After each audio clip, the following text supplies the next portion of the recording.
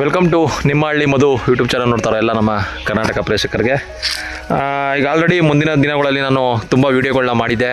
So ಒಂದು ಹಂತವಾಗಿ ನಿಮಗೆ ಜೀವಾಮೃತದ ಬಗ್ಗೆ ಹೇಳ್ತಾ ಬರ್ತಾ ಇದೆ. ಮತ್ತು ನನ್ನ ತೋಟಕ್ಕೆ ಹಸಿರೆಲೆ ಗೊಬ್ಬರ ಮತ್ತು ಜೀವಾಮೃತ ಸಾಕು, ಹೊರಗಡೆಯಿಂದ ಕೊಟ್ಟಿಗೆ ಗೊಬ್ಬರಗಳು ರಾಸಾಯನಿಕಗಳನ್ನು ಹಾಕಬಾರ್ದು ಅಂತ ನಾನು ಹೇಳ್ತಾ ಬರ್ತಾ ಇದೆ. ಸೊ ಅದನ್ನು ಪ್ರೂವ್ ಮಾಡೋಕ್ಕೋಸ್ಕರನೇ ಇಲ್ಲೇನು ಬರ್ದಿದೆ ಅದನ್ನು ನನ್ನ ತೋಟದಲ್ಲಿ ನಿಮಗೆ ತೋರಿಸ್ತಾ ಮಾತಾಡೋಣ ಅಂತ ಇವತ್ತು ಎಪಿಸೋಡ್ ಮಾಡೋಣ ಅಂತ ಬಂದಿದ್ದೀನಿ. ತುಂಬ ದಿನ ಆದಮೇಲೆ ಒಂದು ಮಧ್ಯದಲ್ಲಿ ಇದು ಬುಕ್ಕದು ನಮಗೆ ಪ್ರೆಸೆಂಟ್ ಮಾಡ್ತಾ ಇರ್ತೀನಿ. ಯಾಕೆಂದರೆ ನಾನು ಹೇಳೋದೇ ಒಂದು, ನಿಮ್ಗೆ ಆಗೋದೇ ಒಂದು ಆಗಬಾರ್ದು. ಪರಿಪೂರ್ಣಕವಾದಂಥ ಸತ್ಯವನ್ನು ಬರೆದಿದ್ದಾರೆ. ಪರಿಪೂರ್ಣಕವಾದ ಸತ್ಯ ಸಂಗತಿಗಳನ್ನ ಇಲ್ಲಿ ತೋರಿಸಿ ಮಾತಾಡೋಣ. ಸೊ ಹಂಗಾದಾಗ ನಿಮ್ಗೆ ಅರ್ಥ ಆಗುತ್ತೆ. ಯಾಕಂದರೆ ಅತ್ಯಂತ ದಡ್ಡ ಸಿಕ್ಕಾಮಣಿಗಳು, ನಿಜವಾಗ್ಲೂ ಹೇಳ್ತೀನಿ, ನೀವೆಲ್ಲ ದಡ್ಡರುಗಳಾಗ್ತಾ ಇದ್ದೀರಾ. ಇದನ್ನು ಎಚ್ಚೆತ್ಕೊಂಡ್ರೆ ಹೋದರೆ ಈ ಮುಂದಿನ ದಿನಗಳಲ್ಲಿ ಭಯಾನಕ ಒಂದು ಪ್ರಾಬ್ಲಮ್ಗೆ ನೀವೆಲ್ಲ ತಗೊಳಕೊಳ್ಳೋದಂತೂ ಗ್ಯಾರಂಟಿ. ಅದರಲ್ಲಿ ಎರಡು ಮಾತಿಲ್ಲ. ಅತಿ ಬುದ್ಧಿವಂತರಾಗಿ ಜೀವನ ಮಾಡ್ತಾ ಇದ್ದೀರಾ. ಪರಿಸರನ ದೇವ್ರಂತ ನೋಡ್ಬೇಕು ನಾವು. ಗಾಳಿ ಬೆಳಕು ಇದೆಲ್ಲ ಪ್ರೀತಿಸ್ತಿಲ್ಲ ಅಂದ್ರೆ ಮುಂದಿನ ಪೀಳಿಗೆ ನಿಮ್ಮ ಮಕ್ಕಳುಗಳೇ ನೆಗೆದು ಹೋಗೋದು ತಿಳ್ಕೊಳ್ಳಿ. ಎಲ್ಲ ನೀವು ಹೆಂಗಾಗ್ಬಿಟ್ಟಿದ್ದೀರಿ ಅಂದರೆ ದುಡ್ಡು ಹಣ ಅಂದ್ಕೊಂಡು ಪರಿಸರನ ಎಲ್ಲ ಹಾಳು ಮಾಡಿ ಗುಡಿಸಿ ಗುಂಡಾತ್ರ ಮಾಡಿ ಏನು ಮಾಡಬೇಕು ಅಂತಂದರೆ ಮಾಡಿ ಸುಮ್ಮನೆ ಇರಲ್ಲ. ಆ ಡ್ರೋನ್ಗಳು ತೊಗೋತೀರಾ, ಮೇಲ್ಗಡೆಯಿಂದ ಔಷಧಿ ಹೊಡಿತೀರಾ. ಇನ್ನು ಮರ ಗಿಡಗಳು ಅವೆಲ್ಲ ನಿಮ್ಗೆ ಕೇಳಕ್ಕೆ ಬರ್ತಾವ ಔಷಧಿ ಹೊಡೀರಿ ಅಂತ. ಎಲ್ಲ ಹಾಳು ಮಾಡ್ಕೊಂಡು ಯಾಕ್ರಿ ಪರಿಸರ ಎಲ್ಲ ಹಾಳು ಮಾಡಿ ಗುಡಿಸ್ಕೊಂಡಾತ್ರ ಮಾಡಿ ಪ್ರಾಣಿ ಸಂಕುಲಗಳನ್ನು ಸಾಯಿಸಿ ಕೊನೆಗೆ ನೀವು ಅರ್ಧ ದಾರಿಗೆ ಹೋಗ್ತಾ ಇದ್ದೀರಾ. ನೋಡ್ತಾ ಇರ್ಬೋದು ನೀವು, ದಿನನಿತ್ಯ ನ್ಯೂಸ್ ನೋಡ್ತಾ ಇರ್ತೀರಾ. 48 ವರ್ಷ 50 ವರ್ಷ ಬದುಕ್ಬಿಟ್ರೆ ಕಷ್ಟ ಆಗಿದೆ ಇವತ್ತು. ಜನ ಫಿಟ್ ಆಗಿರ್ತಾರೆ, ನೋಡೋಕ್ಕೆ ಒಳ್ಳೆ ಬಾಡಿ ಒಳ್ಳೆ ಚೆನ್ನಾಗಿರುತ್ತೆ. ಡಯಟ್ ಏನು ಮಾಡಬೇಕು ಸರಿಯಾದ ರೀತಿಲಿ ಮಾಡ್ತಾ ಇರ್ತಾರೆ. ಇದ್ದಕ್ಕಿದ್ದಂಗೆ ನೆನ್ನೆ ಚೆನ್ನಾಗಿದ್ದವ್ರು ಮೊನ್ನೆ ಇವತ್ತಾಗಲೇ ಮ್ಯಾಕ್ ಹೋಗಿರ್ತಾರೆ. ಸೊ ಈ ಥರ ತೊಂದರೆಗಳಿಗೆ ನಿಮಗೆ ನೀವೇ ಉತ್ತರ ಪ್ರಶ್ನೆಗಳನ್ನ ಹಾಕಬೇಕು. ದಯವಿಟ್ಟು ಅರ್ಥ ಮಾಡ್ಕೊಳ್ಳಿ. ಪರಿಸರನ ಉಳಿಸಿ, ಪರಿಸರವನ್ನು ರಕ್ಷಣೆ ಮಾಡಬೇಕಾಗಿರೋದಕ್ಕೆ ಬುದ್ಧಿಜೀವಿ ಅಂತಂತೆ ನಿಮಗೆ ಮೆಡಲ್ ಬೇರೆ ಕೊಟ್ಟಿದೆ ಭಗವಂತ. ಮಾನವನೇ ಬುದ್ಧಿಜೀವಿ ಅಂತ ಮೆಡಲ್ ಕೊಟ್ಟಿರೋದು. ಸೊ ಈ ಮೆಡಲ್ ಕೊಟ್ಟಿರೋ ತಕ್ಕಾಗಾದರೂ ನೀವು ಆ ಪರಿಸರನ ಉಳಿಸ್ಬೇಕು. ಮುಂದಿನ ಪೀಳಿಗೆಗೆ ಅಂದರೆ ನಮ್ಮ ಮಕ್ಕಳುಗಳಿಗೆ, ಮುಂದಿನ ಮಕ್ಕಳುಗಳಿಗೆ, ನಿಮ್ಮ ಮಕ್ಕಳುಗಳಿಗೆ, ಮೊಮ್ಮಕ್ಕಳುಗಳಿಗೆ ಒಳ್ಳೆ ಭೂಮಿನ ಕೊಡಿ. ಸೂಟ್ ಕೇಸಲ್ಲಿ ಹಣ ಕೊಡಬೇಡಿ, ಚಿನ್ನ ಕೊಡಬೇಡಿ, ಸೈಟು ಅದು ಇದು ಅಂತ ಕೊಡೋಕೆ ಹೋಗಬೇಡಿ. ಒಳ್ಳೆ ಭೂಮಿ ಕೊಡಿ. ಆ ಭೂಮಿಯಲ್ಲಿ ಬೆಳೆದಂಥ ಆಹಾರ ಚೆನ್ನಾಗಿದ್ರೆ ತಾನೇ ನಿಮ್ಮ ಮಕ್ಕಳುಗಳು ಚೆನ್ನಾಗಿರೋದು. ನೀವೇನು ಅಂದ್ಕೊಂಡಿದ್ದೀರ ಅದಾಗೋದು. ಅದೆಲ್ಲ ಬಿಟ್ಟು ನೀವು ಬೇರೆ ಎಲ್ಲನೂ ಕೊಡ್ತಾ ಇದ್ದೀರಾ, ಬಟ್ ಅವ್ರು ಅರ್ಧ ವಯಸ್ಸಿಗೆ ಕಳಿಸ್ಬಿಡ್ತಾ ಇದ್ದೀರಾ. ಕೊನೆಗೆ ಪೇಚಾಡ್ತೀರಾ, ಒಳೋ ಅಂತ ಅಳ್ತೀರ. ಸೊ ಹಂಗೆ ಆಗ್ತಾಯಿದೆ. ಯತ್ನೆ ಮಾಡಿ ನಾನು ಹೇಳ್ತಾ ಇರೋದು. ಯಾಕಂದರೆ ನನ್ನ ಈ 4-5 ವರ್ಷದಲ್ಲಿ ನಾನು ಈ ಪಳ್ಳೆ ಕರ್ಪೂಸಿನ ಅಧ್ಯಯನ ಮಾಡ್ತಾರೋ ಪ್ರಕಾರ ಇಲ್ಲಿವರೆಗೆ ಯಾವುದೂ ಕೂಡ ಫೇಲ್ಯೂರ್ ಆಗಿಲ್ಲ. ಯಾಕೆಂದರೆ ಕೆಲವು ದಡ್ಡ ಸಿಕ್ಕಾಮಣಿಗಳು ಈ ಫೀಲ್ಡಲ್ಲಿದ್ದಾರೆ. ಎಂಥ ದಡ್ಡ ಸಿಕ್ಕಾಮಣಿಗಳು ಎಂದರೆ ಅವರು ಬಿಸ್ನೆಸ್ ಮಾಡ್ತಾ ಇರಬೇಕು, ಇಲ್ಲ ಇನ್ನೊಂದು ಮಾಡಬೇಕು ಅಂತ ದಿಕ್ಕು ತಪ್ಪಿಸ್ತಾ ರೈತರುಗಳಿಗೆ ಬರೀ ಅದನ್ನು ಹಾಕಿ ಇದನ್ನು ಮಾಡಿ ಅಂದ್ಬಿಟ್ಟು ಸುಮ್ಮನೆ ಅನಾವಶ್ಯಕವಾಗಿ ಖರ್ಚು ಮಾಡಿಸ್ತಾರೆ. ನಾನು ಇತ್ತೀಚೆಗೆ ನೋಡ್ತಾ ಇದ್ದೀನಿ ನಮ್ಮ ಊರಿನಲ್ಲೇ ಬೇಸಿಗೆ ಇವತ್ತು ಕೆರೆ ನೀರೆಲ್ಲ ಕಂಪ್ಲೀಟ್ ಕಮ್ಮಿ ಆಗಿದೆ. ಇದುಬಾದ್ ಗೋಡೆಲ್ಲ ತಗೊಂಬಂದು ತೋಟಗಳಿಗೆ ಸುರಿಸ್ತಾರೆ. ಅದರಿಂದ ಏನಾಗುತ್ತೆ ಅನ್ನೋದೇ ಗೊತ್ತಿಲ್ಲ ಜನಗಳಿಗೆ. ಸುಮ್ಮನೆ ಇದುಬಾದ್ ಗೋಡು, ಅದ್ರ ಬಗ್ಗೆ ಒಂದು ಎಪಿಸೋಡ್ ಮಾಡ್ತೀನಿ. ಗೋಡಿನ ಬಗ್ಗೆನೇ ಒಂದು ಮಾತಾಡ್ತೀನಿ, ಒಂದು ವಿಡಿಯೋ ಮಾಡ್ತೀನಿ. ಈಗ ಸದ್ಯಕ್ಕೆ ನಾನು ಇಷ್ಟು ದಿನ ನಿಮ್ಗೆ ಏನು ಹೇಳ್ತಾ ಇದೆ ಅಂದರೆ ರಾಸಾಯನಿಕಗಳು ಹಾಕ್ಬೇಡಿ, ಕೊಟ್ಟಿಗೆ ಗೊಬ್ಬರಗಳು ಹಾಕ್ಬೇಡಿ, ಉಳುಮೆನ ಮಾಡಬೇಡಿ, ಇಲ್ಲೇ ಗೊಬ್ಬರನ ತ್ಯಾಜ್ಯಗಳನ್ನ ರೆಡಿ ಮಾಡ್ಕೊಳ್ಳಿ. ಇದನ್ನು ಬೇರಿಗೆ ಕೊಡುವಂಥ ವ್ಯವಸ್ಥೆ ಇದೆ. ಕೇಸಾಕ್ಷಣ ಶಕ್ತಿ ಮತ್ತು ಚಂಡಮಾರುತಗಳು, ದೇಸಿ ರೈತನ ಮಿತ್ರ ಎರೆಹುಳು, ಈ 3 ಶಕ್ತಿ ನಿಮ್ಮ ಮರ ಗಿಡಗಳಿಗೆ ಆಹಾರವನ್ನು ಬೇರೆ ಹೊರಗಡೆ ಇರುವಂಥ ಆಹಾರಗಳನ್ನ ತೆಗೆದು ಮೇಲೆ ಎತ್ತಿ ಮರಗಿಡಗಳಿಗೆ ಕೊಡುವಂಥ ಒಂದು ಪ್ರಕ್ರಿಯೆ ಇಲ್ಲೇ ಬರೆದಿದ್ದಾರೆ ನೋಡಿ. ಓದ್ತೀನಿ ಅದನ್ನು. ಇಂಪಿ ಎಲೆಗಳು, ಮುತ್ತುಗೆ ಅಥವಾ ಪಲಾಸ ಗಿಡದ ಎಲೆಗಳು, ಹೊದಿಕೆ ದಪ್ಪ, ವಿವಿಧ ಬಗೆಯ ಮಣ್ಣನ್ನು ಮತ್ತು ದೇಸಿ ಎರೆಹುಳುವಿನ ಮಲದ ಇಕ್ಕೆಯ ಅಭ್ಯಾಸ ಮಾಡಿದೆ. ಅದರಿಂದ ಒಂದು ಸ್ಪಷ್ಟ ದಾರಿ ಸಿಕ್ಕಿತು ಮತ್ತು ಕೊನೆಗೆ ತಿಳಿದು ಬಂದಿದ್ದೇನೆಂದರೆ ಆಳದಲ್ಲಿನ ಈ ಅನ್ನದ್ರವ್ಯದ ಮಹಾಸಾಗರ ಮೇಲೆ ಎತ್ತಿ ತಂದು ಬೇರುಗಳಿಗೆ ಪೂರೈಸುವ 4 ನೈಸರ್ಗಿಕ ವ್ಯವಸ್ಥೆಗಳು ಈ ಕೆಳಗಂಡಂತೆ ಇವೆ: ಅನ್ನಚಕ್ರ, ಕೇಸಾಕ್ಷಣ ಶಕ್ತಿ, ಚಂಡಮಾರುತಗಳು, ದೇಸಿ ರೈತನ ಎರೆಹುಳುಗಳು. ನೋಡಿ, ಅನ್ನಚಕ್ರ, ಕೇಸಾಕ್ಷಣ ಶಕ್ತಿ, ಚಂಡಮಾರುತಗಳು, ದೇಸಿ ಎರೆಹುಳುಗಳ ಚಲನವಲನ. ಸೊ ಇವು 4 ನಿಯಮಗಳು ನಮ್ಮ ಮರಗಿಡಗಳಿಗೆ ನಾವು ಏನು ಆಹಾರನ ಕೊಡುವಂಥ ವ್ಯವಸ್ಥೆ ಇದು. ಈ 4 ವ್ಯವಸ್ಥೆಯಲ್ಲಿ ಯಾವುದ್ರಲ್ಲಾರು ಬಂದು ನಿಮ್ಮ ಮರಗಿಡಗಳಿಗೆ ವ್ಯವಸ್ಥೆ ಆಗುತ್ತೆ. ಇದು ಖಂಡಿತ ಸತ್ಯ ಅವ್ರು ಹೇಳ್ತಾ ಇರೋದು. ಯಾಕೆಂದರೆ ನನ್ನ ಮರ ಗಿಡಗಳೆಲ್ಲ ಇವತ್ತು ಉಂಬಳೆಗಳು ಬಿಡ್ತಿದೆ, ಆರೋಗ್ಯಕರವಾಗಿದೆ. ಕೊಟ್ಟಿಗೆ ಗೊಬ್ಬರಗಳು ಏರಿಸ್ತಾಯಿಲ್ಲ, ರಾಸಾಯನಿಕಗಳು ಬಳಸ್ತಾಯಿಲ್ಲ, ಉಳುಮೆ ಇಲ್ಲ, ಕಂಪ್ಲೀಟ್ ಕಾಡು ಇಟ್ಟಿದ್ದೀನಿ. ತುಂಬ ಚೆನ್ನಾಗಿದೆ. ಮಧ್ಯದಲ್ಲೇ ನಾನು ಓಡಾಡಬೇಕಾ ರೋಡ್ ಮಾಡ್ಕೊಂಡಿದ್ದೀನಿ. ಸೊ ನೀವು ಇನ್ನೊಂದು ಪ್ರಶ್ನೆ ಕೇಳ್ಬೋದು, ಸರ್ ಅಡಿಕೆ ಹೆಂಗೆ ಇಡ್ತೀರಾ, ಎಲ್ಲ ಟೈಮಲ್ಲಿ ಹೆಂಗೆ ಇಡ್ತೀರಾ? ನೋಡಿ, ಇಲ್ಲಿ ಏರ್ಮುಡಿಗಳು ಮಾಡ್ಕೊಂಡಿದ್ದೀನಿ, ನಿಮ್ಗೆ ಗೊತ್ತಿರಬೇಕು. ಇಲ್ಲಿ ಏರ್ಮುಡಿಗಳಿದೆ. ಈ ಏರ್ಮುಡಿಲಿ ಬ್ರಷ್ ಕಟ್ಟರಲ್ಲಿ ಹೊಡ್ಕೊಳ್ತೀನಿ ನಾನು ಅಷ್ಟೇ. ಮಧ್ಯದಲ್ಲಿ ನೀರಿನ ವ್ಯವಸ್ಥೆ ಹೆಂಗೆ ಮಾಡ್ಕೊಂಡಿದ್ದೀನಿ ಅಂದರೆ ಮೈಕ್ರೋ ಫ್ಲಿಂಕರ್ ವ್ಯವಸ್ಥೆಗಳನ್ನ ಮಾಡ್ಕೊಂಡಿದ್ದೀನಿ. ಸೊ ಇದು ಏನಾದರೆ ನಿಮಗೆ ಮರ ಗಿಡಗಳು ಡಿಸ್ಟರ್ಬ್ ಆಗೋಲ್ಲ, ಎರೆಹುಳಗಳು ಕೆಲಸ ಮಾಡ್ತಾ ಇರ್ತವೆ, ನಮ್ಮ ಪರವಾಗಿ ಫ್ರೀಯಾಗಿ ಕೆಲಸ ಮಾಡ್ತಾರಂತ ಪ್ರಕೃತಿ ಇದೆ.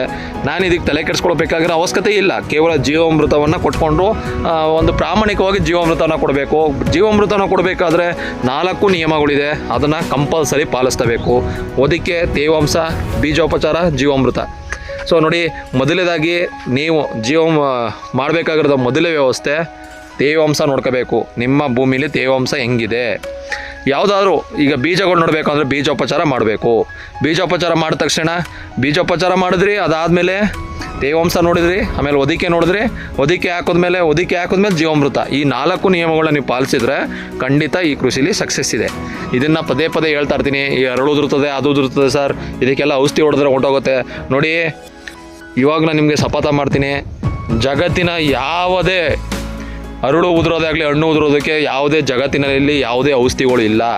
ಸುಮ್ಮನೆ ನೀವು ಅನಾವಶ್ಯಕವಾಗಿ ಅದು ಹಾಕೋದು ನೋಡಿ. ಯಾವುದೇ ತೋಟಕ್ಕೆ ನೀವು ಹಾಕಿ ಬೆಳೆಸಿ ಏನಾರು ಸುರೀರಿ, ಅದು ಅರಳು ಉದುರೋದು ನಿಲ್ಲಲ್ಲ. ಅದು ಅರಳು ಉದುರೋಕ್ಕೆ 3 ಕಾರಣಗಳು ಏನಿದೆ. ಒಂದು, ಗಾಳಿ, ಅತಿಯಾದ ಗಾಳಿ ಇದ್ದರೆ ಅರಳು ಉದುರಿಸುವ ಚಾನ್ಸಸ್ ಇರುತ್ತೆ. ತುಂಬ ಹೀಟು, ಟೆಂಪ್ರೇಚರ್ ತುಂಬ ಇದ್ದರೆ, ಈಗ ಬಿಸಿಲು ತುಂಬ ಇದೆ, ಮಳೆ ಕರೆಕ್ಟಾಗಿ ಮಳೆ ಆಗಲಿಲ್ಲ ಅಂದರೆ ನಮ್ಮ ತೋಟದಲ್ಲೂ ಅರಳು ಉದುರುತ್ತದೆ. ಇಲ್ಲೇ ನೋಡಿ ಕಾಣ್ತಾ ಇದೆ. ಅರಳು ಯಾಕೆ ಉದುರ್ತಿದೆ ಅಂದರೆ ಮಳೆ ಸರಿಯಾಗಿ ಆಗಿಲ್ಲ, ತುಂಬ ಹೀಟಿದೆ ಟೆಂಪ್ರೇಚರು. ಕೆಳಗಡೆ ಚೆನ್ನಾಗಿರ್ಬೋದು, ತಾಯಿ ಹಾಲು ಇದ್ದಂಗೆ ಮಳೆ ನೀರು. ನಾವೇನೇ ಮಾಡಿದ್ರೂ ಮಳೆ ಆಗಲೇಬೇಕು. ಮಳೆ ಆದ್ರೇ ಪ್ರಕೃತಿ ಚೆನ್ನಾಗಿರೋದು. ಪ್ರಕೃತಿ ಏನೇ ಎಲ್ಲ ಹೊಂದ್ಕೊಂಡು ಹೋಗ್ಬೇಕಂದ್ರೆ ಮಳೆ ಅತ್ಯಂತ ಪ್ರಾಮುಖ್ಯತೆ ವಹಿಸ್ತದೆ. ಮಳೆ ನೀರು ಬಂದಾಗಲೇ ಪ್ರತಿ ಮರಗಳು ಗಿಡಗಳು ಚೆನ್ನಾಗಾಗೋದು, ಹೂವು ಕೊಚ್ಚು, ಹೂವು ಹಣ್ಣು ಚಟ್ಟು ಎಲ್ಲ ಚೆನ್ನಾಗಿ ಕಾಣೋದು. ಇದೆಲ್ಲ ಮೂಲ ಬೇರೆ ಮಳೆನ ಬರೋಂಗೆ ವ್ಯವಸ್ಥೆ ಮಾಡ್ಕೋಬೇಕು. ಈ ಮಳೆ ನೀರನ್ನ ಹೆಂಗೆ ಬರೋಂಗೆ ವ್ಯವಸ್ಥೆ ಮಾಡ್ಕೋಬೇಕು ಅಂದರೆ ಮರ ಗಿಡಗಳನ್ನ ನೆಡಬೇಕು. ಇತ್ತೀಚೆಗೆ ಏನು ಮಾಡ್ತಾಯಿದ್ದೀರಾ, ಹೊಗೆ ಸೊಪ್ಪು ಅದು ಇದು ಅಂದ್ಬಿಟ್ಟು ಮರಣ ಹೋಮನೆ ನಡೆಸ್ತಾ ಇದ್ದಾರೆ. ಸಿಕ್ಕಾಬಟ್ಟೆ ಮರನ ಕಡ್ದು ತುಂಬ ಮರ ಗಿಡಗಳೆಲ್ಲ ಕಡಿದು ಮರಣ ಹೋಮ ನಡೆಸಿ ತುಂಬ ಜಮೀನನ್ನ ಹಾಳು ಮಾಡಾಕ್ತಾ ಇದ್ದಾರೆ. ಸೊ ಅದಕ್ಕೆ ನಾನೇನು ಹೇಳೋದಂದರೆ, ಆದಷ್ಟು ಈ 4 ನಿಯಮಗಳು ನಿಮ್ಗೆ ಹೇಳ್ದಂಗೆ ಅನ್ನಚಕ್ರ, ಕೇಸರಕ್ಷಣ ಶಕ್ತಿ, ಚಂಡಮಾರುತಗಳು, ದೇಸಿ ಎರೆಹುಳಗುಣ, ಚಲನವಲನ, ಇದೆಲ್ಲ ಹೆಂಗೆ ವರ್ಕ್ ಮಾಡುತ್ತೆ. ಚೈನ್ ಲಿಂಕ್ ಯಾವ ಥರ ಇದೆ ನೋಡಿ. ಒಂದು, ನೀವು ಜೀವಾಮೃತ ಕೊಡ್ತೀರಾ, ಮತ್ತು ಸೊಪ್ಪು ಇಲ್ಲೆಲ್ಲ ಕಾಳುಗಳು ಹಾಕೊಂಡಿರ್ತಾರೆ, ದ್ವಿದಳ ಧಾನ್ಯಗಳು, ಎಲ್ಲೆಲ್ಲ ಉದುರುತ್ತದೆ. ಎಲೆಲ್ಲ ಉದುರಿದು ಏನು ಮಾಡುತ್ತೆ, ಎರೆಹುಳ ತಿನ್ನುತ್ತೆ. ಎರೆಹುಳ ತಿಂದ ಮೇಲ್ಗಡೆ ನೋಡಿ, ಇದು ಮೇಲ್ಗಡೆ ಇದು ಆಹಾರ ಕೊಡ್ತದೆ, ಅದು ತಿನ್ನುತ್ತೆ, ಅದು ಇಕ್ಕೆ ಆಗ್ತದೆ. ಆ ಇಕ್ಕೆ ಮತ್ತು ಅದು ದ್ರವ ರೂಪದಲ್ಲಿ ನಮ್ಮ ಮರ ಬೇರುಗಳು ಏನಿದೆ ಅದು ಆಹಾರ ಮಾಡ್ಕೊಳ್ಳುತ್ತೆ. ಸೊ ಇದು ಒಂದಕ್ಕೊಂದು ಚೈನ್ ಲಿಂಕ್ ಇದೆ. ನೀವು ಇದನ್ನು ಮಾಡಬೇಕು ಅಂದರೆ ಉಳುಮೆ ಮಾಡಬಾರ್ದು, ಜಾಸ್ತಿನ ಹೊರಗಡೆಯಿಂದ ರಾಸಾಯನಿಕಗಳು ತಂದು ಹಾಕ್ಬಾರ್ದು. ನೀವು ಕೆಲವು ವಿಡಿಯೋಗಳೆಲ್ಲ ನೋಡ್ತಾ ಇರ್ಬೋದು, ರಾಸಾಯನಿಕಗಳನ್ನ ಎರೆಹುಳಗಳ ಮೇಲೆ ಹಾಕಿದ್ರೆ ವಿತಿನ್ 5 ಸೆಕೆಂಡ್ಸ್ ಒಳಗಡೆ 10 ಸೆಕೆಂಡ್ ಒಳಗಡೆಲ್ಲ ಅದು ಪ್ರಾಣನ ಕಳ್ಕೊತದೆ. ದಯವಿಟ್ಟು ಈ ವ್ಯವಸ್ಥೆಯಲ್ಲಿ ಹೆಂಗಿರಬೇಕು ಅಂದರೆ ನಾವು ದಯವಿಟ್ಟು ರಾಸಾಯನಿಕಗಳು ಔಷಧಿಗಳಾಗಲಿ ಕಮ್ಮಿ ಮಾಡಬೇಕು. ಸೊ ಆ ಉದ್ದೇಶದಿಂದ ನಿಮ್ಗೆ ಹೇಳ್ತಾ ಇದ್ದೀನಿ. ಈ ಅನ್ನಚಕ್ರ ದೇವರ ಕಾಯ್ದೆ ಎಂದರೆ ಯಾವುದೇ ಒಂದು ವಸ್ತು ಅಥವಾ ಸಮೂಹ ಅಥವಾ ದ್ರವ್ಯಗಳು ಎಲ್ಲಿಂದ ಉತ್ಪತ್ತಿ ಆಗುತ್ತವೆಯೋ ಅವುಗಳು ಮತ್ತೆ ಅದೇ ಜಾಗಕ್ಕೆ ಹೋಗುತ್ತವೆ. ನೋಡಿ ಎಷ್ಟು ಚೆನ್ನಾಗಿ ಬರೆದಿದ್ದಾರೆ. ಯಾವುದೇ ಒಂದು ವಸ್ತು ಅಥವಾ ಸಮೂಹ ಅಥವಾ ಅನ್ನದ್ರವ್ಯಗಳು ಎಲ್ಲಿಂದ ಉತ್ಪತ್ತಿ ಆಗುತ್ತವೆ ಅವುಗಳು ಮತ್ತೆ ಅದೇ ಜಾಗಕ್ಕೆ ಹೋಗುತ್ತವೆ. ಕರೆಕ್ಟು ಕಣ್ರಿ ಅವ್ರು ಬರ್ದಿರೋದು. ನೀವು ಭೂಮಿಲಿ ಬೆಳಿತೀರಾ, ಭೂಮಿಲಿ ಬೆಳೆದಿದ್ದ ನಿಮ್ಗೆ ಎಷ್ಟು ಬೇಕು ತಿಂತೀರಾ. ಈ ತಿನ್ನೋದನ್ನ ಮಿಕ್ಕಿದ್ದು ಮಾರ್ತೀರಾ. ಅವನು ಯಾರು ಮಾರ್ತಾನೆ, ಮನುಷ್ಯರಿಗೆ ಮಾರ್ತಾನೆ, ಮನುಷ್ಯರು ತಿಂತಾನೆ.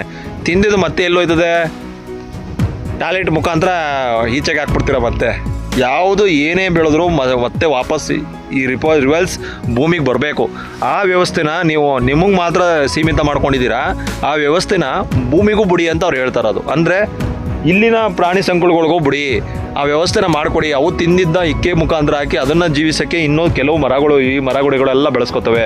ಇದು ನೈಸರ್ಗಿಕವಾಗಿ ನಡಿಬೇಕು. ನೀವೇನು ಮಾಡ್ತಾ ಇದ್ದೀರಾ, ಅನವಶ್ಯಕವಾಗಿ ಯಾವನೋ ಕೊಡ್ತಾನೆ, ಎಲ್ಲೋ ತಂದು ಅಂಗಡಿಲಿ ಮಾರೋದನ್ನ ತಗೊಂಬಂದು ಹಾಕ್ತೀರಾ. ಅವ್ನು ಹೆಂಗೆ ತಯಾರು ಮಾಡಿರ್ತಾನೆ, ಏನು ಮಾಡಿರ್ತಾನೆ, ಏನು ನೋಡಲ್ಲ, ಸುಮ್ಮನೆ ಹಾಕ್ಬಿಡ್ತಾ ಇದ್ದೀರಾ. ಸೊ ಇನ್ನೂ ಇದ್ರದ್ದು ಹೇಳ್ತಾ ಹೋದರೆ ನಾನು ಗಂಟೆಗಟ್ಟಲೆ ಮಾತಾಡ್ಬೋದು. ದಯವಿಟ್ಟು ನಾನು ಹೇಳೋದನ್ನ ಅರ್ಥ ಮಾಡ್ಕೊಳ್ಳಿ. ರಾಸಾಯನಿಕ ಕಮ್ಮಿ ಮಾಡಿ, ಕೊಟ್ಟಿಗೆ ಗೊಬ್ಬರಗಳ ಕಮ್ಮಿ ಮಾಡಿ, ಜೀವಾಮೃತನ ಅತಿ ಹೆಚ್ಚು ಬಳಸಿ. 2 ವರ್ಷ 2-3 ವರ್ಷ ಚೆನ್ನಾಗಿ ಜೀವಾಮೃತ ಮಾಡಿ.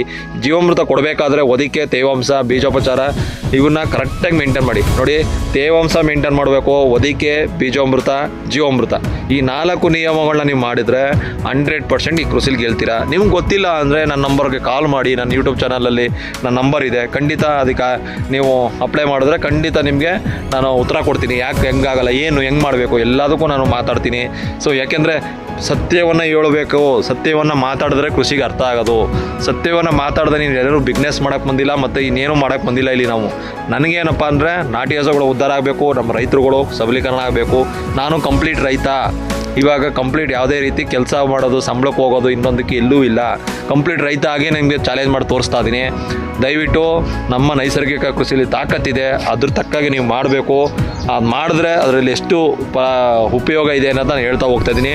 ಪ್ಲೀಸ್ ಫಸ್ಟ್ ಟ್ರೈ ಮಾಡಿ. ಟ್ರೈ ಮಾಡೋಕ್ಕೆ ಎಫೆಕ್ಟ್ ಹಾಕಿ. 1 ಎಕರೆ ಇರೋರು 5 ಗುಂಟೆಗೆ ಮಾಡಿ, 2 ಎಕರೆ ಇರೋರು ಒಂದು ಅರ್ಧ ಎಕರೆಗೆ ಮಾಡಿ, 3 ಎಕರೆ ಇರೋರು ಒಂದು ಎಕರೆಗೆ ಟ್ರೈ ಮಾಡಿ. ಇನ್ನು 2 ಎಕರೆನ ನೀವೇನು ಮಾಡ್ತಿದ್ದೋ ಅದನ್ನೇ ಮಾಡ್ತಾ ಹೋಗಿ. ಈ 1 ಎಕರೆದು ಖರ್ಚೆಷ್ಟು, 2 ಎಕರೆದು ಖರ್ಚೆಷ್ಟು ಬರ್ಕೊಳ್ಳಿ. ಯಾವುದ್ರಲ್ಲಿ ನಿಮ್ಗೆ ಲಾಭ ಇದೆ, ಯಾವುದ್ರಲ್ಲಿ ನಾವು ಎಫೆಕ್ಟ್ ಹಾಕೋರು ಹೆಂಗೆ ಇದಿದೆ ಪ್ಲ್ಯಾನ್ ಮಾಡ್ಕೊಂಡು ಕೃಷಿ ಮಾಡಿ. ಮನೆ ಕಟ್ಟಬೇಕಾದ್ರೆ ಹೆಂಗೆ ಪ್ಲ್ಯಾನ್ ಮಾಡ್ಕೋತೀರಾ ಅದೇ ರೀತಿ ಕೃಷಿಲಿ ಪ್ಲ್ಯಾನ್ ಮಾಡ್ಕೋಬೇಕಾಗಿರೋಂಥ ಅವಶ್ಯಕತೆ ಇದೆ. ಯಾಕಂದರೆ ಮೊದಲೆಲ್ಲ ಪ್ಲ್ಯಾನ್ ಮಾಡಬೇಕಾಗಿಲ್ಲ, ಎಲ್ಲ ಚೆನ್ನಾಗಿತ್ತು, ಎಲ್ಲ ಪರಿಸರ ಚೆನ್ನಾಗಿತ್ತು, ಎಲ್ಲ ಹಾಳು ಮಾಡಿ ಮುಂಡಾತ್ರ ಮಾಡಿದ್ದೀರಾ. ಸೊ ಅದಕ್ಕೋಸ್ಕರ ಇತ್ತೀಚೆಗೆ ಹೊಸ ಕೃಷಿ ಮಾಡೋರು ಪ್ಲ್ಯಾನ್ ಮಾಡಿಕೊಂಡು ದಯವಿಟ್ಟು ಯಾವ್ಯಾವುದು ಯಾವ ಟೈಮಲ್ಲಿ ಬರುತ್ತೆ, ಯಾವ ಟೈಮಲ್ಲಿ ನಮ್ಮನ್ನ ಕಾಪಾಡುತ್ತೆ ಅನ್ನೋದು ಮರಗಿಡಗಳ ಪ್ಲ್ಯಾನ್ ಮಾಡ್ಕೊಂಡು ಯಾವ್ಯಾವಕ್ಕೆ ಎಷ್ಟು ಎಲ್ಲಿ ಅಂತರ ಕೊಡಬೇಕು ಎಲ್ಲ ಪ್ಲ್ಯಾನ್ ಮಾಡಿಕೊಂಡು ದಯವಿಟ್ಟು ಮಾಡಿ ಕೃಷಿನೇ ಅಂತ 2 ಮಾತು ಮುಗಿಸ್ತೀನಿ. ನಾಳೆ ನಿಮಗೆ ಈ ಆಹಾರ ಪದ್ಧತಿದು ಮರಗಿಡಗಳಿಗೆ ಯಾವ ರೀತಿ ಹೋಗುತ್ತೆ ಮತ್ತು ಈ ಯಾವುದು ಒದಗಿಸ್ತದೆ, ಈ ತೇವಾಂಶನ ಹೆಂಗೆ ಮೇಂಟೈನ್ ಮಾಡೋದು, ನೀರು ಕಡಿಮೆ ಕೊಡ್ಕೊಂಡು ಯಾವ ರೀತಿ ಬೆಳೆಗಳನ್ನ ಬೆಳೆಯೋದು, ಇದೆಲ್ಲ ನಾನು ನಾಳೆ ದಿನ ನಿಮ್ಗೆ ಹೇಳ್ತಾ ಹೋಗ್ತೀನಿ. ದಯವಿಟ್ಟು ಈ ಚಾನಲ್ ಸಬ್ಸ್ಕ್ರೈಬ್ ಮಾಡಿ ಪ್ರೋತ್ಸಾಹಿಸಿ. ಆದಷ್ಟು ಈ ವಿಡಿಯೋಗಳನ್ನ ಜನಕ್ಕೆ ತಲುಪಿಸಿ.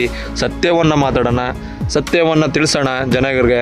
ಮುಗ್ಧ ರೈತರಿದ್ದಾರೆ, ಅಮಾಯಕರು ರೈತರಿದ್ದಾರೆ.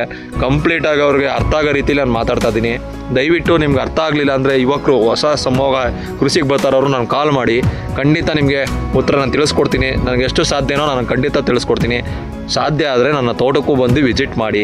ನಿಮ್ಗೆ ಏನೇ ಡೌಟ್ ಇದ್ದರೂ ನನ್ನ ಕ್ವಶನ್ ಮಾಡಿ ಅಂತ ಹೇಳ್ತಾ 2 ಮಾತು ಮುಗಿಸ್ತೀನಿ. ಜೈ ಗೋಮಾತೆ, ಜೈ ಸುಭಾಷ್ ವಾಡ್ಕರ್.